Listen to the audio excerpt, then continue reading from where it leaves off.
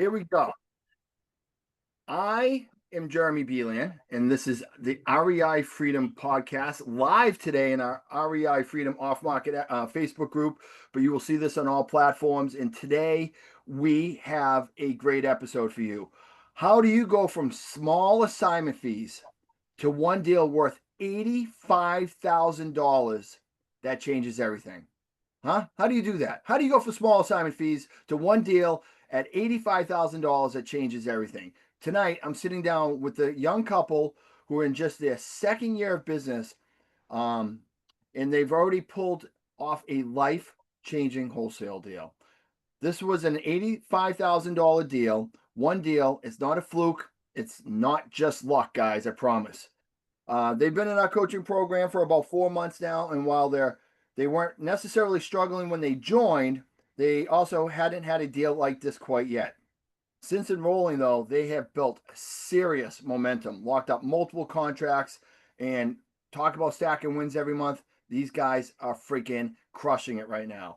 But this deal was different. In tonight's episode, we're going to break down exactly how they got this deal, the marketing channel they used, the situation with the seller, how they structured the deal, and why this one came together the way it did. This is the type of deal that makes you rethink what's possible, not just in wholesaling, but in your entire business. This is the one that changes not just the needle on the spreadsheet in the bank account, but it changes the way you think about everything. So whether you're brand new, stuck in the middle, already closing deals consistently, this one is going to be one that you want to hear. Welcome to the show, Noah and Lindsay. Thank you. Thank you. Thank you for having us. Noah is very shy when it comes to social media and public platforms, but he has no shyness when it comes to talking to sellers. So he's a little outside his comfort zone today, but he's doing us a solid by sharing his experience, because this was a life-changing, game-changing type deal, and we really want to share how it all comes together. So for people who maybe are still struggling to get the small deals, haven't hit that home run yet, um, we all do. It's just a matter of when and how, right? And this one's about to build inspiration, because I promise you, a few months ago, Noah and Lindsay didn't think $85,000 deals were possible anytime in their future, but that has all changed. But before we deep dive into this episode of this deal, Noah and Lindsay, can you tell us a little bit about you guys? I mean, you're in your second year, but can you tell us a little bit your background and why you came into real estate, and a little bit about your journey thus far? Yeah, for sure. So we got into wholesale real estate back in 2023, right? 2020. 2023. So I was a contract welder for 3 years, welding on submarines, and I bought my first rental property. And so that kind of was, I guess, my gateway into real estate. And that's what got me interested. So I started going to real estate events and whatnot. And I went to this one real estate event where this one specific wholesaler was presenting, and they're a really big wholesaler here in Rhode Island, Moss Home Solutions, Beth and CJ. And I saw them speaking up on stage about their journey in wholesale, and that's kind of what piqued my interest. And then I started sending them properties, right? Trying to, like, JV or whatever. I didn't really know what the hell I was doing, but they said, hey, if you guys find properties that you think are distressed or a motivated seller, whatever, send them our way and we'll pay you a referral fee. So I was like, cool, I'll just try that. Sending them properties and stuff, and met up with them a few times, and they kind of, explained wholesaling, the whole process and everything. So then we just decided to try it ourselves, right? And actually start marketing to sellers. So we started with cold call marketing, and 2 or 3 months into that, she was working at a coffee shop. I said, screw that job. I make enough money welding where I can support the two of us and put a bunch of money into the business. So I pulled her out of her job. She went full time in the business, just banging the phones, doing follow-ups, all that crap. And we got our first deal. So we got that proof of concept. And then I finished 2023. That kind of bled into 2024. And then I finished out that year. And at the end of that year, I said, screw it, I'm going to go full time in the business. And Wow. yeah, and then shortly after that, we met you, and here we are now. All right. So no, you've had no sales experience and you were a welder. So I'm sure Yep. your communication skills were amazing talking to, pipes and sheet metal all day, but it didn't Yep. stop you. And I'm just poking fun. I don't mean to make fun of you at all because I know welding's really, really hard work. I had a cousin that did it, and it's tough to live that lifestyle for a long time. And how old are you guys again? Or how old are you? 26. I just turned All right. 26. Lindsay, I'm you're 28. 26 as well? 28. 28. Oh, you're the old one here in the relationship. Okay. So, I mean, first of all, you guys just took massive and perfect action, which is amazing, right? You didn't even know what the hell you were doing, but you just started doing it, started getting, trying to do some referral stuff. This is the end of 2023 into 2024. So now, as we approach the end here of 2025, you guys don't even have still 2 full years in this business, and within what? How many deals did it take you to get one deal, two deals, three deals before you quit and went full time in? I think it was, how many did we do before I quit? 6? Wow. So six 6, deals, 6. working full time. It says, screw this, I'm all in. That's a pretty ballsy move. A lot of people would be afraid to do that. What made Yeah. you have the courage to take that leap of faith? So honestly, the company I worked for, RPG, they're a great company, and I got paid a really good salary. I was making over 150K a year welding. So that's great for a W-2 job, right? Um, for me, it was like I wanted to do more. It wasn't stimulating enough for me. It was super monotonous. Just go in, scan your badge, clock in or whatever, and work the day, come home. It just wasn't, it was just super redundant and it was super monotonous and I just didn't want to do it. And honestly, I was okay with making less money if I could just not do that and just work for myself. I was okay if I was going to make less money. Um, Okay. so Okay. we closed some deals. I got some confidence, put a little buffer in the bank, um, and then just said, whatever, screw it, let's go And for you it. guys did all this without any coaching, right? Nobody really taught you how to do anything. You basically just kind of winged it yourself, more or less, right? Yeah, I mean, I will say, Beth and CJ, Moss Home Solutions, CJ actually took some time. He sat down with us a couple of times and really, you know, Dove deep yeah, into what we were doing to try to like mhm, shift us into a better path, kind of. yeah, Okay. he, Good. he He gave you some definitely, direction and some Yeah. guidance and really explained like the logistics of how to do the business correctly, right? mhm, mhm. Awesome, awesome. Now, Lindsay, I mean, you quit your coffee shop. You don't have any sales background. Were you nervous going in and starting to make phone calls and follow up phone calls? Was that something that came really natural for you, or was that something that was a challenge? It's a challenge. I'm still nervous to get on the phone every time I pick it up. I have to amp myself up, but I do it, which is Good for weird because I you. had a lot of serving experience, probably like 5 years because I worked at a Yeah. restaurant, so I know how to talk to people. But yeah, I still freak out every time. But it is what it is, I guess. Yeah. Well, you guys obviously are doing a great job. So you guys are out of Providence, Rhode Island. You guys haven't completed your second year completely, but we did some numbers prior to coming on to this, and I just want our listeners to know, and then we're going to break down that massive deal that you guys got because I mean, it's freaking awesome. So, year one, in your first year in this business, you did 8 deals of $72,000. My first year, we did 10 for 73. So we're like right there, neck and neck. That averaged about a $9,000 assignment fee per deal. Nothing Yeah, great, but hey, I mean, 8 deals. I mean, it that was shows something, you can get deals done, right? And, right? like I Yeah. always tell everybody, year one is really building the foundation for something great. And that's exactly what you guys did because you went into year two, and now here we are in year two. Year to date, you guys have already done more deals at 9. Last year you did year one, you did 8. You're not Mhm, even you're a little more than halfway through year two. You've already done 9 deals, and you've done $213,000 already. Now your mhm, average is up to $23,000 per deal. So that's like 2.5 times what it was, right? So you're 2.5x your revenue per deal, which is amazing. And you've Mhm. done this on ad spend of only $46,000 all year. And we could probably make the argument it's much less than that because here in the last month, you invested a good chunk of change into a new marketing channel to add. Outside of Yeah. that, you'd probably be closer to $30,000 in the low 30s. Even with the big additional ad spend, you guys are doing a 4.6 ROI on your ad spend in this industry, which is tremendous.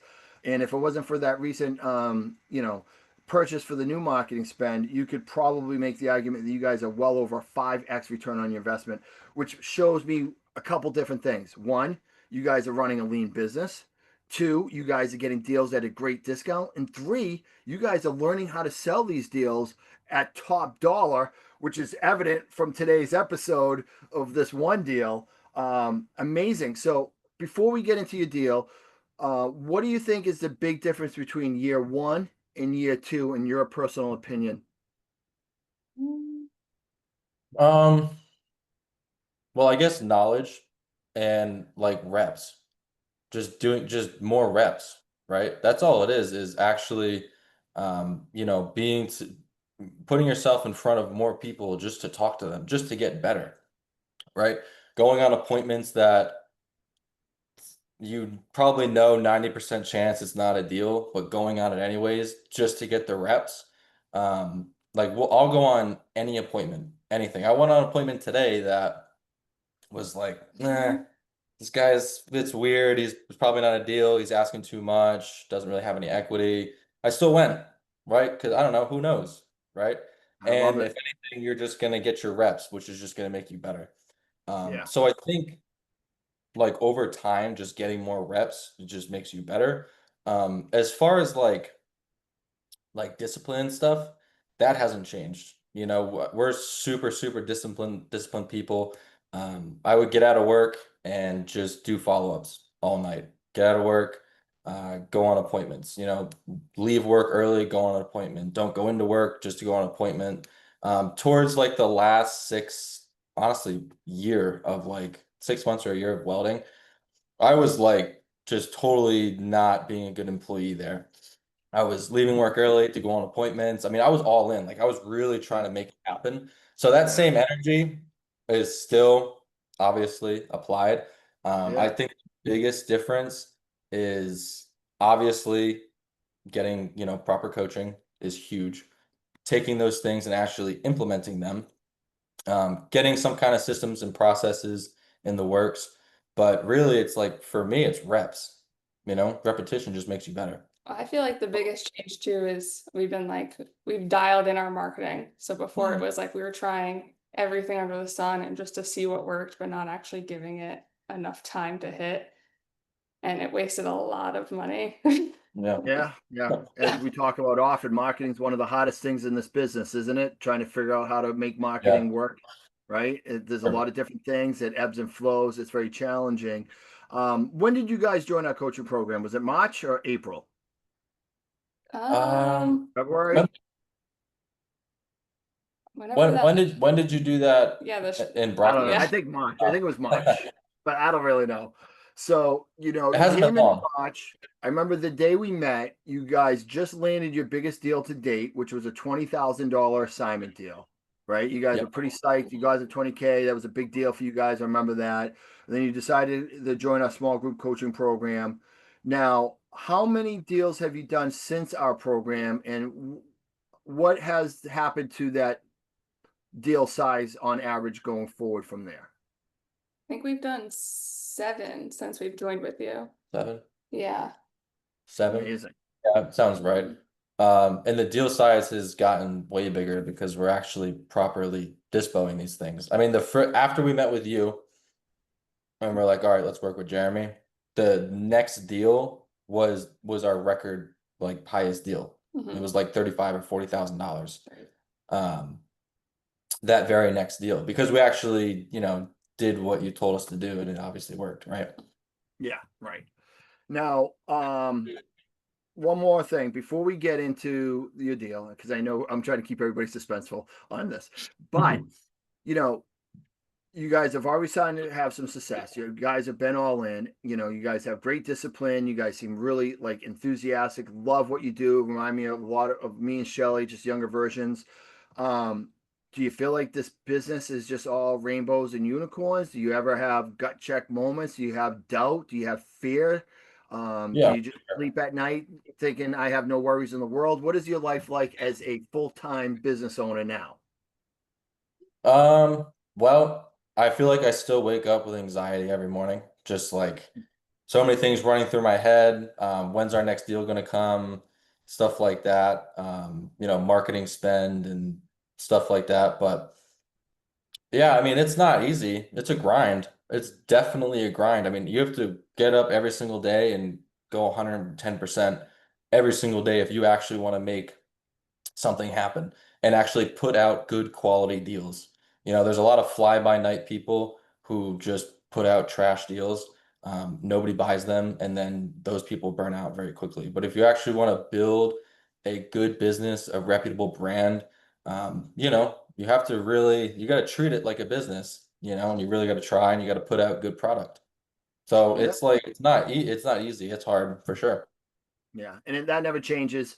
And you guys are still very much in the grinding period of your business. But as we've talked about offline, this next year is where you guys are going to start transitioning from being in the business to start building a team around you to support you to start being on the business, especially as you guys continue to grow this momentum. And at some point, that was always a dream, but it always seems so far away. But Mm. now you start to build these deals and stack win after win after win and start throwing on some big wins like this. It doesn't seem all that far away now, does it? No, it seems very obtainable. Yeah, very exciting, isn't it? Yeah, Yeah. yeah, it is. All right, let's talk about the big deal. I mean, dude, $85,000. I know you're a big time welder in W2, and your wife didn't need to work because you made $150,000 a year, which is amazing money for anybody in their 20s. I didn't make money like that until I was in my 30s, but you just did one deal that did more than half of that. You've already Yep. made more money year to date, and if you take away your marketing spend, you've already made more money this year than you made all of one year as a W2 employee. And you get to work with your wife and work from home. And at this point, you may do double or even triple what you used to make in one year with your W2. I mean, Yep. Yep. that's pretty mind blowing, dude. So let's talk about the nuances of this deal, the specifics. How the hell did you get it? So this one is actually our first referral. This was a referral. Okay, great. Um, Referral First from one, who? just a family friend. Okay. Tell us tell us how this referral came to be. Yeah. So family friend reached out to me, said, "Hey, um, someone in our neighborhood is looking to sell." Um, and so what happened was, I don't know where to start. Family friend reached out to us. Someone in the neighborhood's looking to sell. I said, "Okay, great. Pass me their information." And so what had happened was two sons, one lived in California, one lives in New Hampshire. Their father passed away. And so they inherited the house. Neither of them wanted anything to do with it. Um, the one in California worked on a cruise ship, so he was like really never in the United States. The one in New Hampshire just started having some health complications, so he was like, I don't want anything to do with it. Um, they didn't want to list it on the market. They really just wanted to walk away from it. They didn't want to do shit. So Okay. So that's perfect, right? why did the family friend reach out to you? How did they know to reach out to you and how was the family friend involved in the situation? They knew what we were doing, buying houses and for cash and stuff.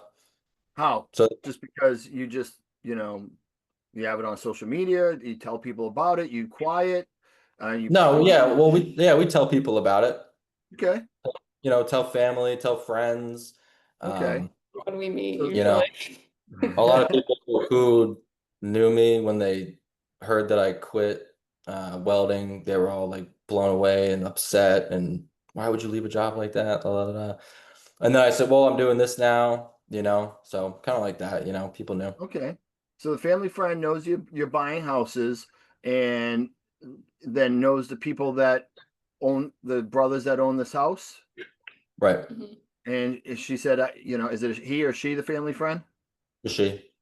So she says, hey, I have somebody I think would be a good fit for you. I'm going to reach out to Noah and Lindsay, and Noah and Lindsay, she gives you the information. You call them and you talk to the brothers, and the brothers are like, listen, we inherited from my father. I live in California, I work on a cruise ship. I don't have time for a house on the other side of the country. The other guy's like, dude, I live up in New Hampshire. I have health issues. I want nothing to do with this house because this house needs a lot of work. Oh, look, they're already getting more deals as we speak. This is how they roll. Um, and then you decide that they don't want to deal with it. So what did you do? Just go and meet them at the house? How did all this come together? So, when I first contacted them, I really just was in contact with the brother that was in California. The one in New Hampshire he was like, whatever happens, happens. I don't care. Um, Okay. so I was just in contact with the brother in California. When I first got in contact with him, he was in California. And he was going to go back out on a cruise ship for a few months. So I kind of told him what we did, said I was happy to help, and let me know when you get back. So when he got back, he called me. He said, "Hey, I'm actually going to be coming to Rhode Island to just kind of straighten some things out um, with the trust. The house was in a trust. Go through some things in the house, see if we want to keep anything, whatever, whatever."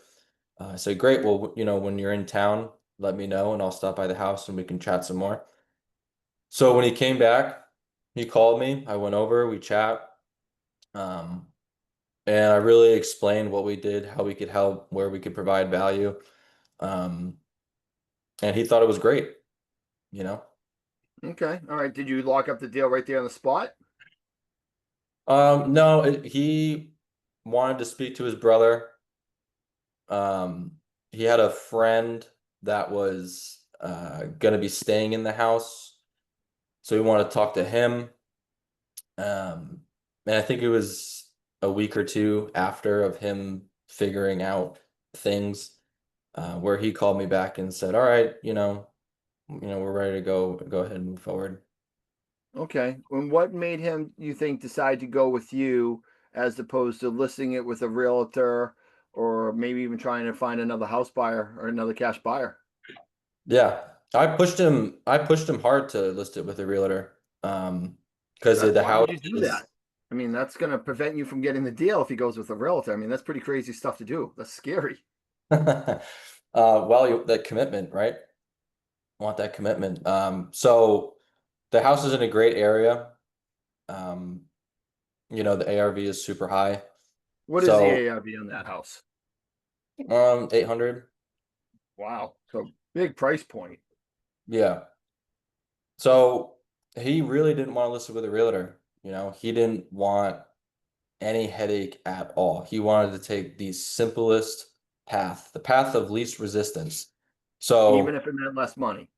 even if it meant less money. So working with the cash buyer is obviously, less resistant than listing it, Yep. So that's the route. And okay, so what price did you guys agree on? 475. 475. So you're talking somewhere around 55% on the dollar of that ARV, 55% of the ARV. I mean, that's a pretty significant difference. I mean, that's a pretty low thing. Did the house need a ton of work? Was it a complete train wreck? So originally I thought what I had in my head was that I was gonna need 120 in rehab. Okay, So pretty decent, right? that's a big spread. Yeah, and the buyer that we actually sold it to said that he would put 80 into it. No, Okay. okay, Sure. all right. So you ARV around 800. You say, hey, listen, now to get it for 475, did you just say, hey, I'll offer 475? He said, sure, that sounds good. I'll shake hands and go on our way and sign a deal. Was there some negotiation back and forth? Was he at like 700,000? Were you at one? How did it all come to fruition there? No, so he was at 525 is the number Okay. that he had in his head. I tried So to you get got it at down $50,000. I mean, that's pretty significant. yeah, I tried to get it at 450. Um I pushed really hard for 450 and I could tell that it just wasn't gonna happen. It was maybe gonna make everything kind of fall apart. Um so I came up to 475 and he thought that that was fair. So we agreed Wow. on that. So you were at 450. You only came up 25K. You got the seller to come down 50K. Were you nervous that 475 would be too much of a deal? Like spending too much to lock this up under? Were you worried that the numbers wouldn't work over that difference of 25K? Not really. Um, Not really. The area that it's Okay. in, I was super confident in the location, and the neighborhood that it's in, very nice neighborhood. It's got a half-acre corner lot. It's in a really good town, really good school system, and not a lot of houses go for sale in that specific area because everybody wants So to live very there. desirable. Very desirable. So I was pretty confident at Good. 475. So you're like, all right, fine, 475. You get yourself a deal. You put it into escrow. Now, what are the next steps? How did you just go to a guy that you knew? Did you shop it around? How did you identify the buyer that you ended up going with? So we shopped it around. We were gonna do a walkthrough. So we had a walkthrough and Can you not as explain many what the people. walkthrough is? Yeah, so we shot it out to our list of cash buyers. Um, had it on like a Thursday between 1 and 2 o'clock, and everybody comes through, walks through the property. So it's like a Um, one-time only time you can see this house. right. Yeah, one Okay. time showing. Okay. So we had people come through, not as many people as I thought come through, which I was kind of surprised by that. But we had people come through. Um, and one of the people that came through is a really, really strong buyer of ours, and he loved the house. So that's who ended up buying it. Okay. And did he just blow everybody else away with the offers, or were they all kind of around the same place? Was it the only offer? He kind of blew everybody out of the water with the with his price. There was also some people like retail buyers that had been interested in the house as well. Yep. Some people who lived in the neighborhood kind of knew what was going on, knew that I had it, I was going to be the one that was buying it. So there were some retail people that were interested in the property as well. But yeah, they were And the going to come. cash buyer investor even beat out all the retail buyers. Yep. You don't see that very often, so that's awesome. So, initially you had this under contract for 475. What did your buyer give you an offer for? What was the number that you agreed with him? Do you remember? 563, right? Or no? 568. 568. $568,000. Now, I'm no math whiz like Lindsay, but I'm pretty sure that's like a $93,000 spread, right? Hmm. Okay. So you had a $93,000 assignment. That's pretty scary. Were you worried that the buyer would see how much money you were making and pull out of the deal? Were Nope. you worried that the Our seller may see how much money you're making and pull out of the deal? Seller. seller's Okay. attorney. The seller's an attorney. Okay. No, no, So the seller's attorney, oh, the not like seller's attorney. Yeah. Well, attorneys ruin more deals than I'd like to admit. So I agree with that one. I think you did the right choice here by not assigning it. So why don't you share Mhm. with everybody what you did do to protect this because you had a lot riding on this deal? Yeah. So we originally assigned it for 93K and we were, the closing was we had like a 6 weeks until the closing, something like that.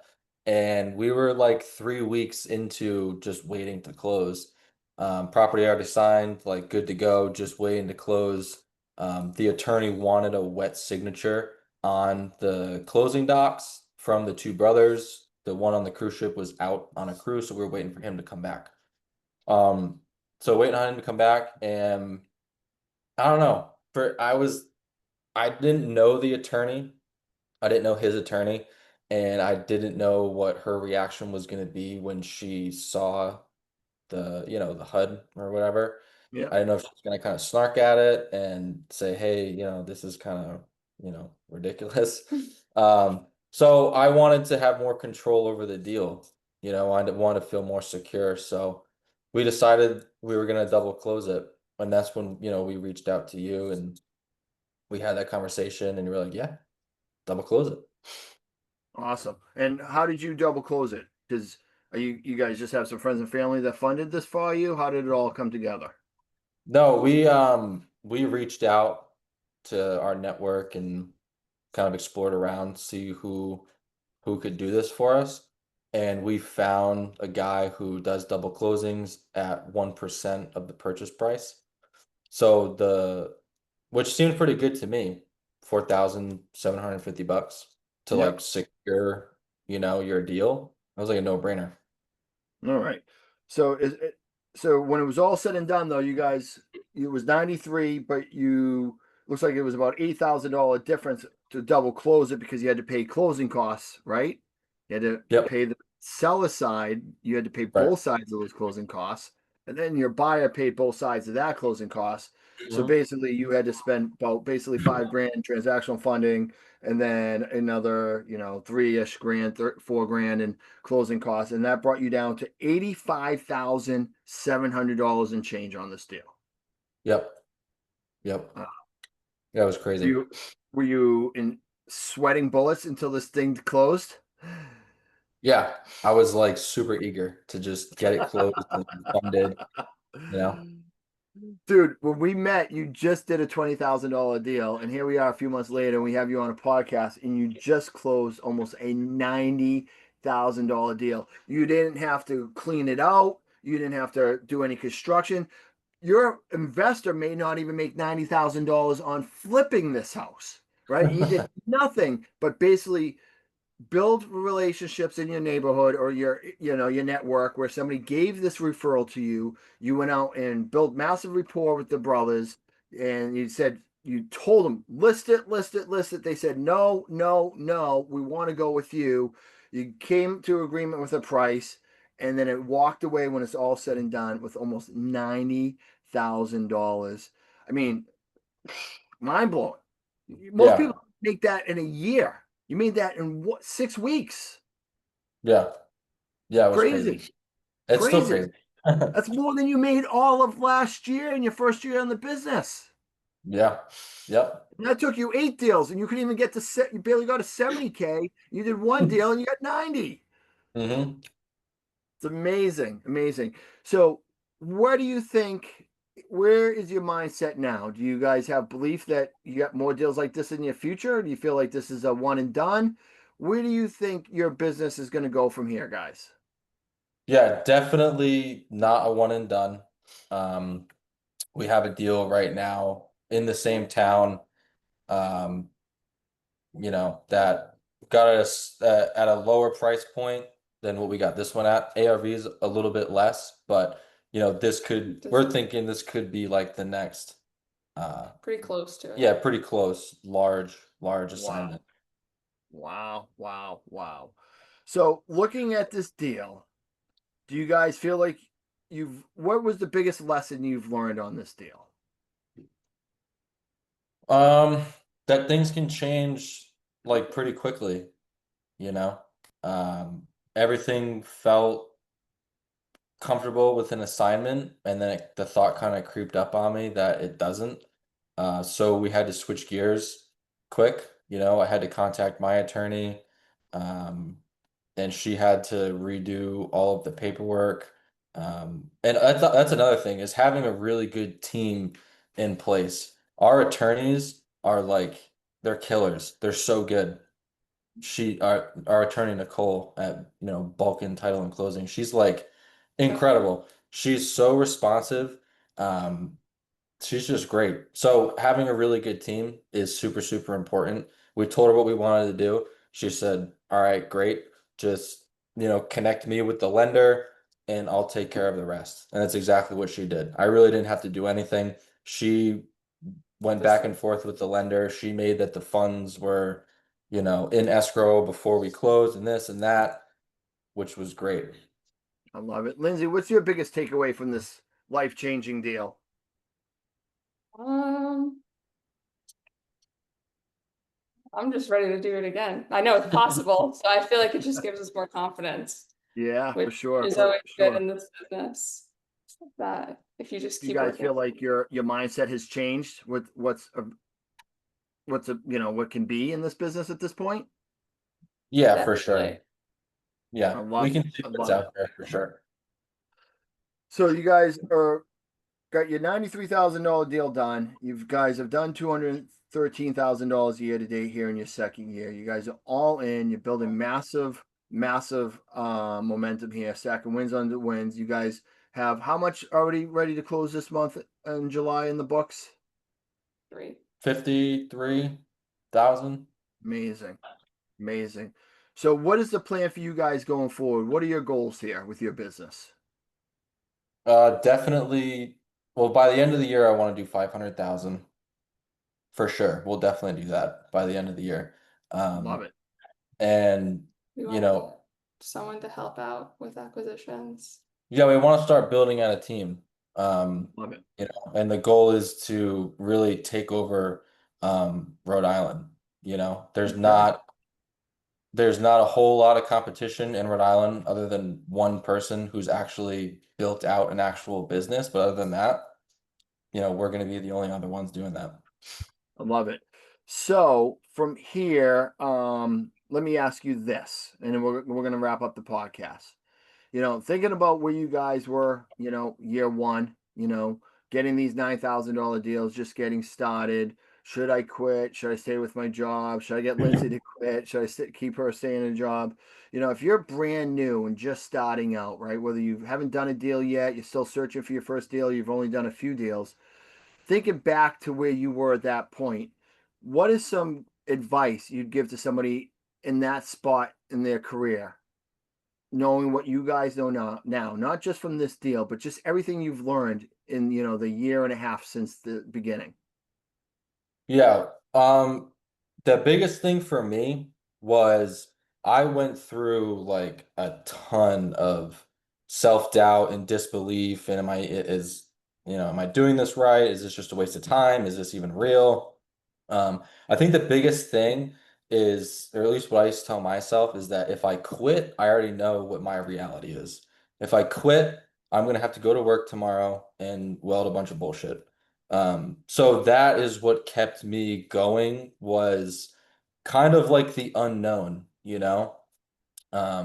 that if I keep doing this, well, who knows what it'll turn into? It could turn into something great. But if I quit today, then I know You'll exactly never what know. I know. Yeah, Yeah, I'll never know, and I know what tomorrow's going to be, and I know what the next 6 months are going to be. Is I'm going to be right here where I don't want to be. welding. So welding, Yeah, right? yeah, So I literally, that's what kept me going. That's what kept me taking all of my welding paychecks and just dumping them into the business, because I was like, I don't want to be here. So screw it. Let's just go for it. I Yeah. love it. Lindsay, what about you? What do you think would be a piece of advice you give to somebody who's in the beginning stages, knowing what you know now? Um, well, kind of like definitely the same as he said before, and like not doubting yourself, but having a good support system is like essential. There are so many times where I literally used to just sit and cry because I felt so defeated after a day of calls and like getting nowhere. And if I didn't have him, I don't know actually like if I would have kept going. But I know it's hard if you're doing it by yourself, so it's important to believe in yourself and join coaching groups so people can lift you up and give you advice and help you push through the beginning stages, because it's definitely tough to get your first deal and get the hang of it. Um, For Sure sure. is. All right. So as we wrap up this, guys, how can people reach out to you guys, learn a little bit about you guys? How can they connect with you? You can reach out to me on Instagram, Rollins Real Estate, which is something I need to get better at, is doing social media. Um, yeah, Lindsay. my Instagram too, which is LTURG. It's not very real estate sounding, but Well, we'll we make both sure we put know all how that to do stuff in the show notes. it. I strongly suggest you guys follow these guys for motivation. They are definitely the epitome of self-discipline and hard work. So this is the last question I want to ask you guys because I asked all of our guests that I've had over the years on our podcast. We named it REI Freedom for Shelly and I. Freedom through real estate investing is looks different for a lot of different people. For Shelly and I, it wasn't so much about financial freedom. Obviously, we love the money that we make in the business, but it was all about time freedom, right? Freedom from the W-2, asking permission to take time off from work, not being able to do on vacations, worrying about what we're going to do if the kids have a sick day, right? We wanted to live life on our own terms, work from home, be together, and build a life, that is just how we want it. And we have our business built to support our life. So for us, it's more about controlling our life and time freedom. I'd love to know from you guys, what does REI freedom mean to you? For me, I mean, pretty much what you said, that I have the same values, you know. It's money is cool, it's great, but time, time is way more valuable to me than money. And being stuck in a 9 to 5 is something that, takes your time away.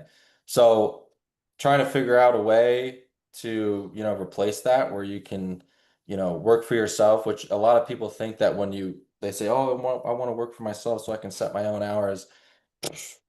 Ain't no way. I work more now than I did when I was welding. And when I was welding, I was putting in like 60-hour weeks, Yeah. sometimes more. But I work more now.